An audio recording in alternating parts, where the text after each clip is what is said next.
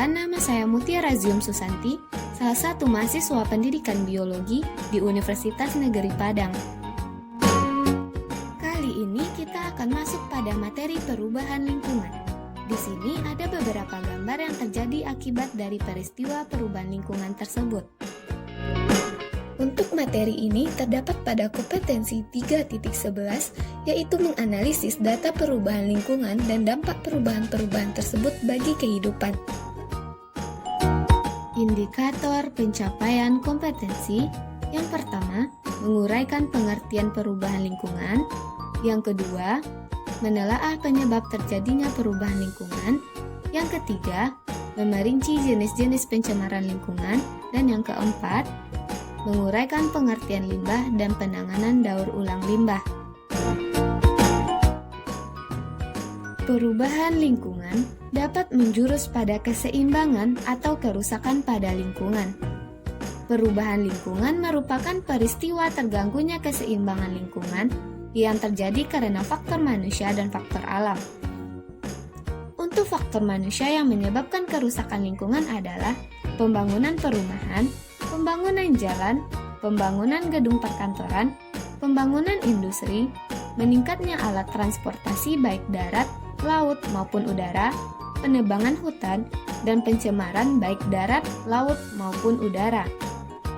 Kemudian untuk faktor alam yang menyebabkan kerusakan lingkungan adalah letusan gunung berapi, gempa bumi, banjir, kekeringan, angin topan, kebakaran hutan, dan perubahan iklim. Pencemaran lingkungan yaitu masuknya atau dimasukkannya makhluk hidup, zat, energi, dan komponen lain ke dalam lingkungan hidup oleh manusia, sehingga kualitasnya turun sampai ke tingkat tertentu yang menyebabkan lingkungan hidup tidak dapat berfungsi sesuai dengan pembentukannya. Bahan-bahan penyebab pencemaran lingkungan disebut dengan polutan. Suatu lingkungan dikatakan tercemar bila jumlah atau kadar polutan melebihi ambang batas, sehingga menyebabkan menurunnya kualitas dan daya dukung serta terganggunya kehidupan makhluk hidup. Pencemaran dapat dibedakan menjadi 4 macam jenis, yaitu yang pertama ada pencemaran udara, yang kedua ada pencemaran air, yang ketiga ada pencemaran tanah, dan yang terakhir ada pencemaran suara. Jenis yang pertama ada pencemaran udara. Pencemaran udara yaitu terjadinya perubahan komposisi atmosfer yang disebabkan masuknya berbagai polutan yang bukan merupakan komponen penyusun atmosfer. Contohnya, klorofluorokarbon.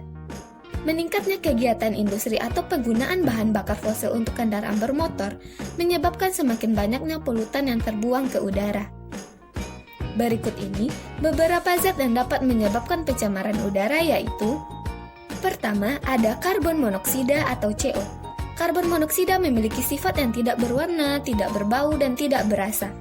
Sebagian besar gas CO berasal dari gas buangan dari pembakaran tidak sempurna, bahan yang mengandung karbon, atau bahan bakar fosil seperti minyak. Gas CO terkadang dapat muncul dari dalam tanah melalui kawah gunung dan sumur. Pada konsentrasi tinggi, gas CO ini sangat mematikan. Kedua, ada klorofluorokarbon dan halon. Gas CFC bersifat tidak berbau, tidak mudah terbakar, dan tidak mudah bereaksi.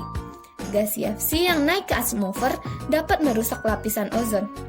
Menipisnya lapisan ozon akan menyebabkan semakin tingginya intensitas paparan sinar ultraviolet ke bumi, sehingga nanti memicu terjadinya kanker kulit, kerusakan mata pada manusia, serta mematikan spesies tumbuhan tertentu.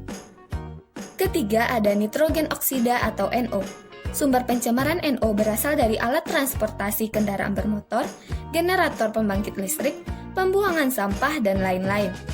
Gas NO bersifat tidak berwarna, tidak berbau, dan dapat teroksidasi oleh oksigen menjadi NO2 yang bersifat toksik. Gas NO2 merupakan penyebab terjadinya hujan asam yang membahayakan kehidupan tumbuhan dan hewan, menyebabkan korosi logam, serta merapuhkan struktur candi dan bangunan. Keempat, ada gas rumah kaca. Pada efek rumah kaca, sinar matahari yang menembus lapisan gas rumah kaca akan dipantulkan kembali ke bumi, sehingga menimbulkan panas yang terperangkap seperti rumah kaca. Tanpa efek rumah kaca, suhu bumi akan sangat dingin. Namun, semakin meningkatnya kadar gas rumah kaca seperti CO2 di udara akibat pembakaran hutan dan penggunaan bahan bakar fosil yang berlebihan, meningkatkan efek rumah kaca dan menyebabkan pemanasan global atau global warming. Kelima, ada belerang oksida atau SO. Belerang oksida berasal dari pembakaran bahan bakar fosil terutama batu bara.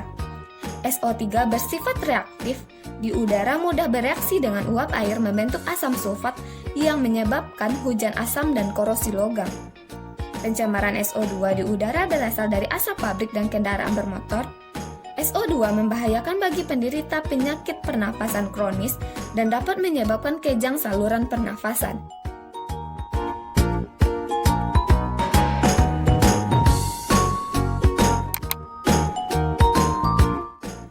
Jenis yang kedua ada pencemaran air. Pencemaran air adalah masuknya makhluk hidup atau zat lain ke dalam air yang menyebabkan kualitas air menurun ke tingkat tertentu sehingga tidak dapat berfungsi sesuai dengan peruntukannya. Sumber pencemaran air dapat berupa langsung dan tidak langsung. Sumber pencemaran langsung berupa buangan atau efluen yang langsung dibuang ke badan air. Misalnya, sungai, saluran air, selokan, laut, dan danau. Untuk sumber pencemaran tidak langsung, merupakan kontaminan yang masuk melalui air tanah akibat pencemaran air permukaan oleh limbah industri maupun limbah domestik. Pencemaran air disebabkan oleh limbah dari berbagai kegiatan manusia, antara lain sebagai berikut.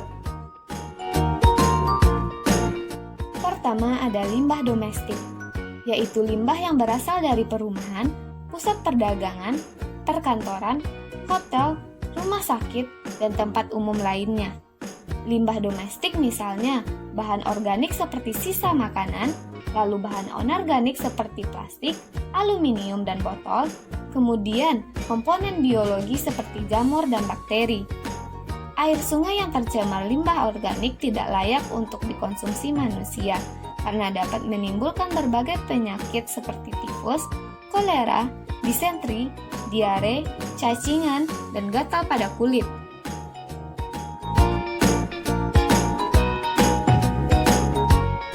Kedua, ada limbah industri, yaitu limbah yang berasal dari industri atau yang kita kenal dengan pabrik. Limbah industri berupa bahan-bahan sisa yang mengandung logam berat berbahaya dan beracun, seperti bahan kimia, misalnya pewarna tekstil, lalu ada bahan anorganik contohnya merkuri, timbal, tembaga, krom, seng, nikel, dan ada cairan berminyak. Ketiga, ada limbah pertanian, yaitu limbah dari kegiatan pertanian berupa pupuk kimia dan pestisida. Nah, contoh dari limbah pertanian ini berupa insektisida, herbisida, dan fungisida. Kelebihan pupuk di lahan pertanian akan tercuci oleh hujan dan masuk ke saluran irigasi, sungai, dan danau, sehingga menyebabkan terjadinya peningkatan unsur hara di badan perairan yang disebut dengan eutrofikasi. Peningkatan unsur hara menyebabkan terjadinya blooming, yaitu pertumbuhan ganggang atau eceng gondok secara cepat sehingga menutup permukaan air. Permukaan air yang tertutup ganggang atau eceng gondok akan menghambat masuknya cahaya matahari ke dalam perairan dan menurunkan oksigen terlarut di air. Akibatnya, banyak organisme air yang mati kekurangan oksigen. Keempat, ada limbah pertambangan, yaitu limbah yang berasal dari area pertambangan. Contohnya, tambang emas yang menggunakan merkuri dan tumpahan minyak dari pertambangan minyak lepas pantai dan kebocoran kapal tanker nantinya akan mematikan organisme di laut, misalnya ganggang, ikan, mamalia laut, dan burung pemakan ikan di laut.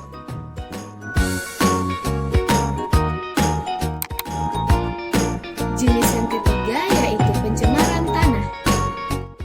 Berikut ini beberapa contoh dari pencemaran tanah, yaitu Untuk bahan organik, contohnya seperti pertama, sisa makanan rumah tangga, kedua, sisa deterjen dan sabun rumah tangga, ketiga, sisa makanan dari pasar, keempat, sisa pupuk organik pertanian, kelima, sisa bahan organik perindustrian, dan yang keenam, limbah kotoran hewan peternakan.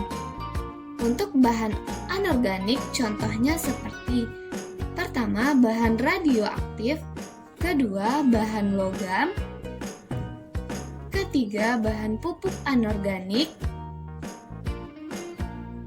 keempat, bahan anorganik rumah tangga seperti plastik, botol, kaca, dan karet. Pencemaran tanah memiliki dampak negatif antara lain mematikan organisme di dalam tanah dan mengganggu porositas dan kesuburan tanah.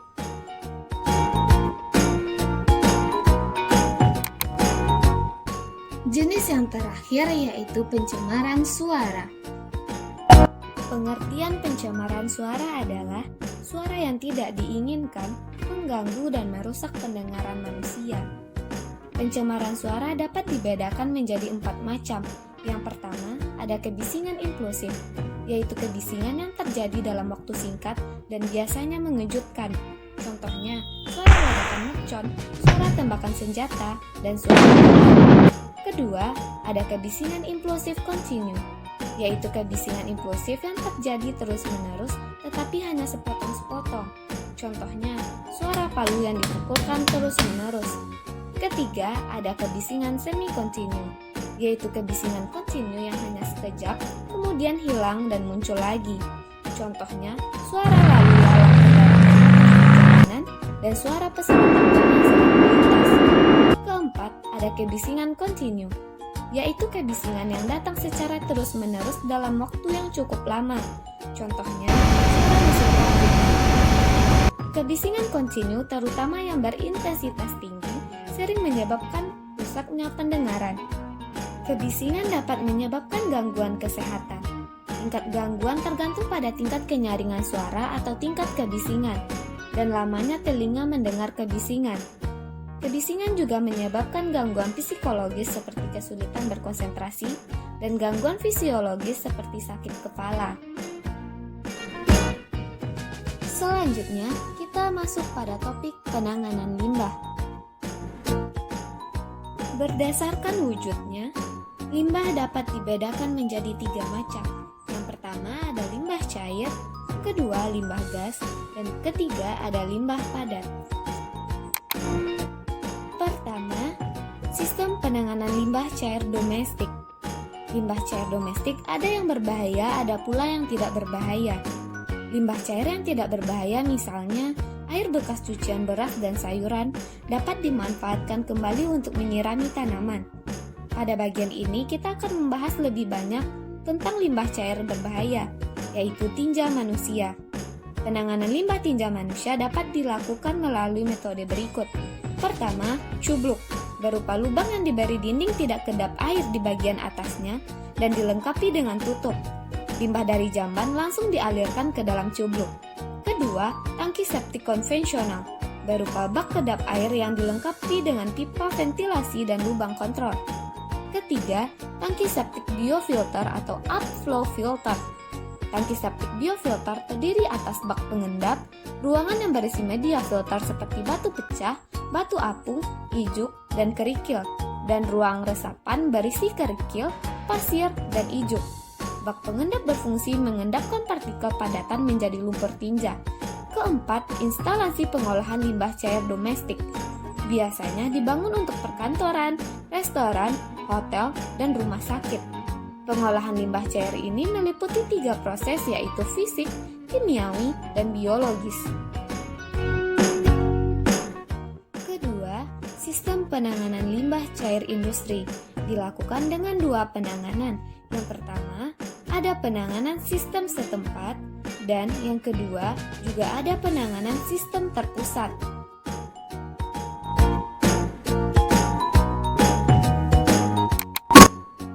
Limbah gas dapat berupa gas, embun, uap, kabut, awan, debu, hash atau partikel tersuspensi dalam tetesan air, dan asap. Limbah gas berasal dari kendaraan bermotor dan industri. Penanganan limbah gas dapat dilakukan dengan menambahkan alat bantu sebagai berikut. Pertama, ada filter udara. Kedua, dengan pengendap silikon atau silikon separator. Ketiga, filter basah atau stop burst atau wet collector. Keempat, dengan pengendap elektrotastik. Kelima, ada pengendap sistem gravitasi.